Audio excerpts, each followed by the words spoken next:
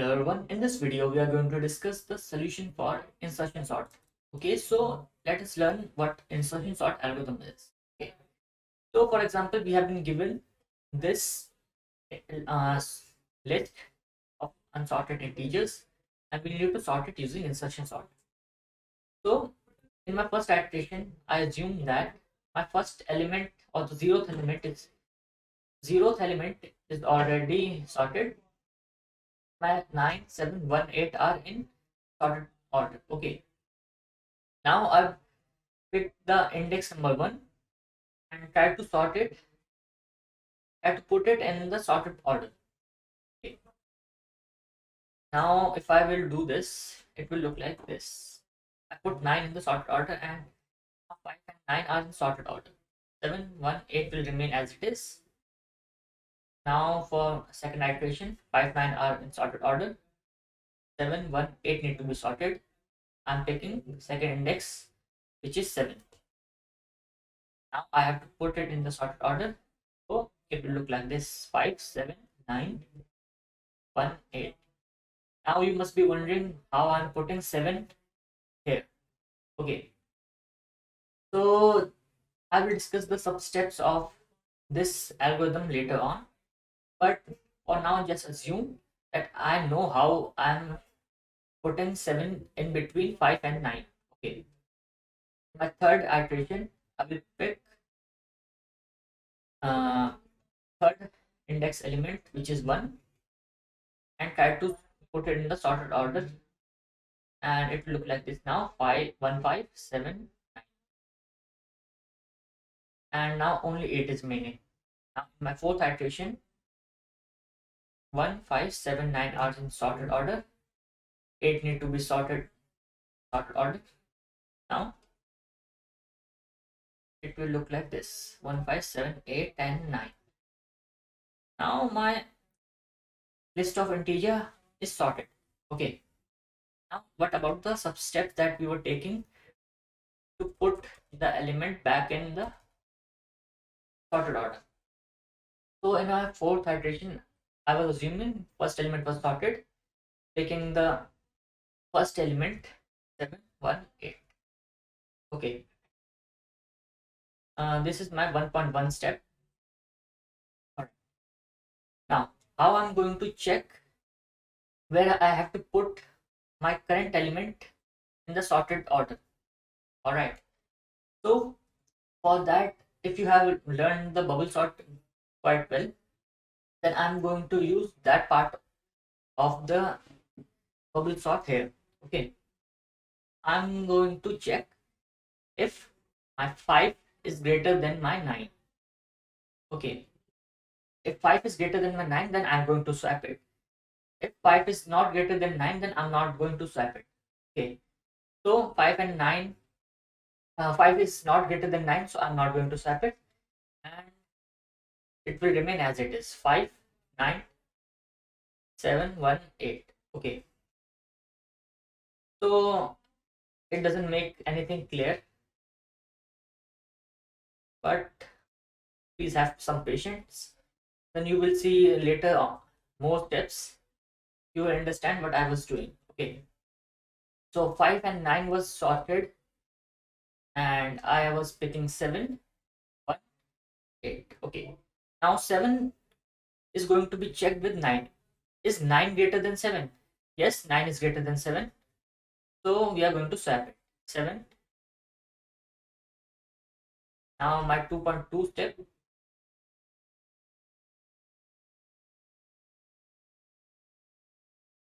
We have swapped 7 and 9. Now we are going to check if this can be sorted. This can be swapped. 5 is greater than 7. No, 5 is not greater than 7. So it will remain as it is. Okay. Now my 5, 7, and 9 are sorted.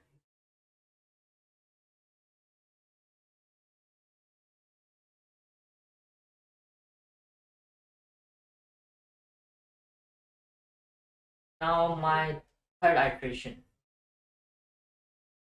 3.1 iteration. 5, 7, and 9 are sorted. We have 1 and 8.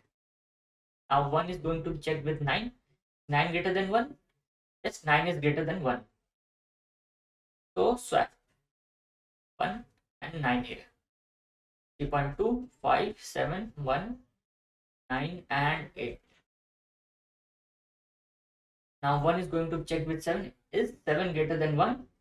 Yes. So we are going to swap them. 1 here, 7 here. 3.3, 5, 1, 7, 9, 8. Now, is 5 greater than 1? Yes. So then we are going to swap it. 1 here, 5 here. Now we can't compare it anymore. So 157 is the sorted order. 1579 is now sorted order, and now 8 is only remaining.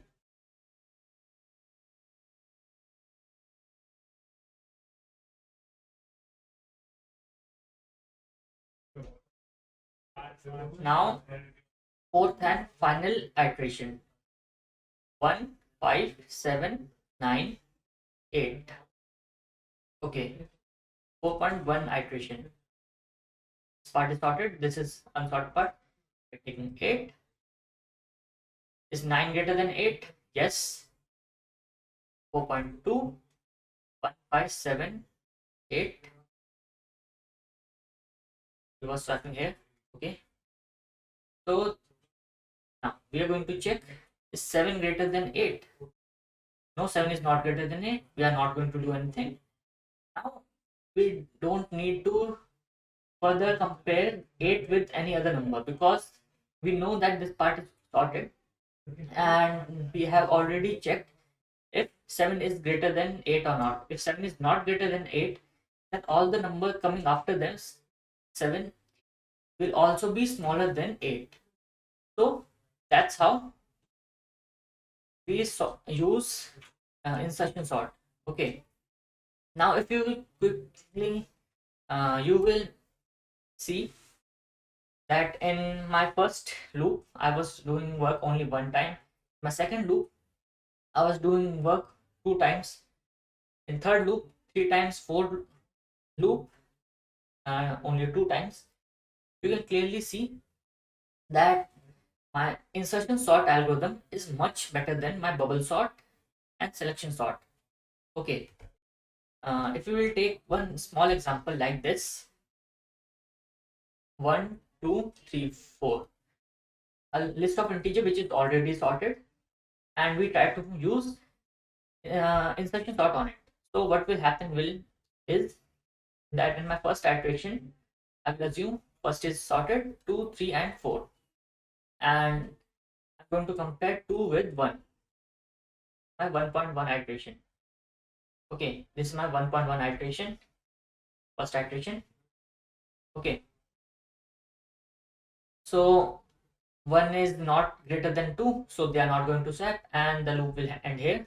1, 2 will be in the sorted order, 3, 4 need to be sorted. Okay, in my second iteration, 1, 2 was sorted, 3 and 4 were remaining. 3 need to be checked with 2. 2 is not greater than 3, so my loop is not going to move forward, and 1, 2, 3 will be sorted. And like this, my third iteration, 1, 2, 3 was sorted, fourth, and we need to check where we need to put 4 in here. I'm going to check with 3, and 3 is not greater than 4, so we are not going to swap it, and we are going to end the loop here. Alright, and 1, 2, 3, and 4.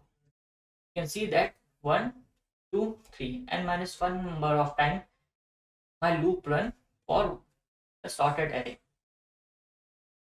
So that's why my insertion sort is much better than my bubble sort and selection sort, because for best case, meaning that I already have a sorted array. If I got a sorted array or sorted list, my time complexity for this insertion sort will be O of n. Okay, if I got unsorted list or array,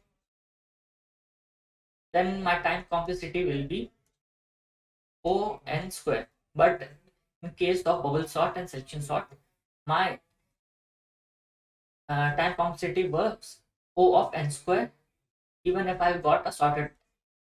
Okay, so that's why my insertion sort is much better than bubble sort, selection sort.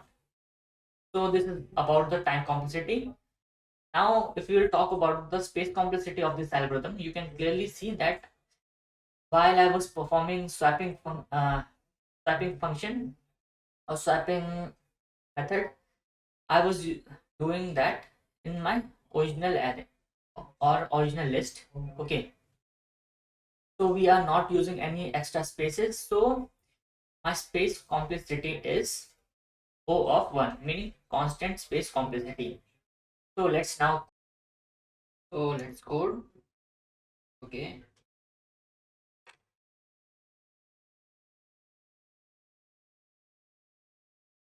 So for our outer loop, we should run from I in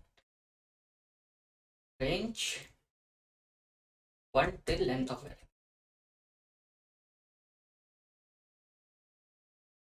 Now why we are starting from 1, you can see clearly that I have assumed that my 0th element was sorted and I was starting from first position.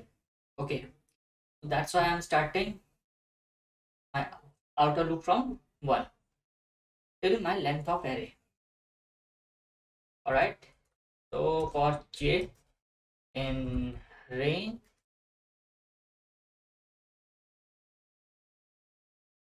I till 0, in reverse. Alright, now for my inner loop, I'm starting from ith position.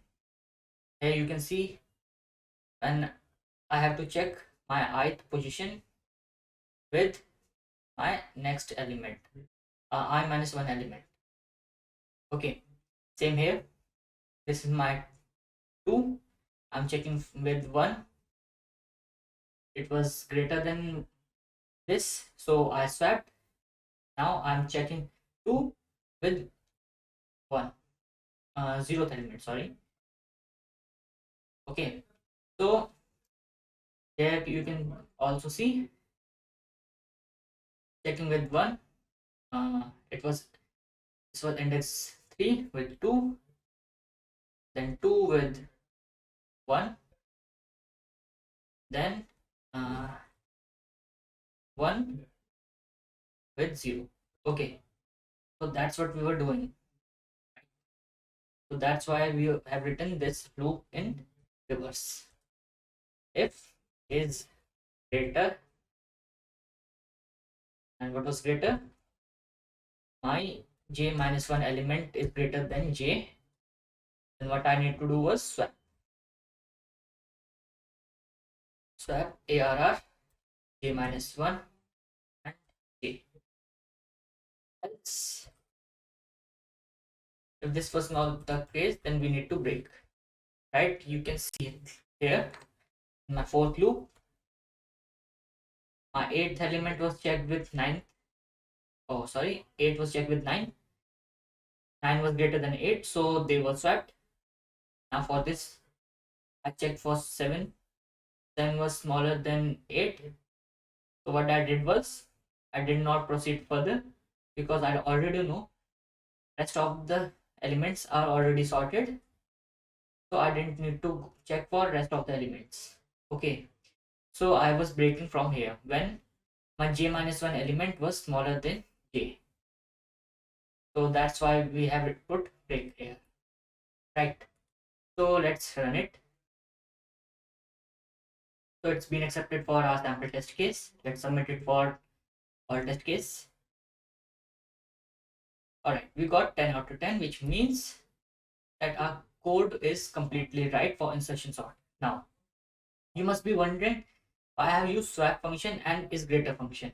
Okay, so one of the reason is that to pass our test cases. Okay, you can see that our test cases look like test case result look like this, comparing and swapping lines. Okay, so we are doing this. All right, this is one reason. Okay, to pass all the test cases, you need to use these functions only.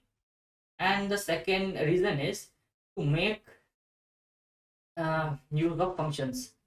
Okay, to increase modularity of our program, we are using functions here. Okay, although if you don't use these functions, just use this loop and put appropriate conditions and swapping algorithm here, you can clearly do what you are supposed to using insertion sort. Okay, so that's all for this video. See you in the next one.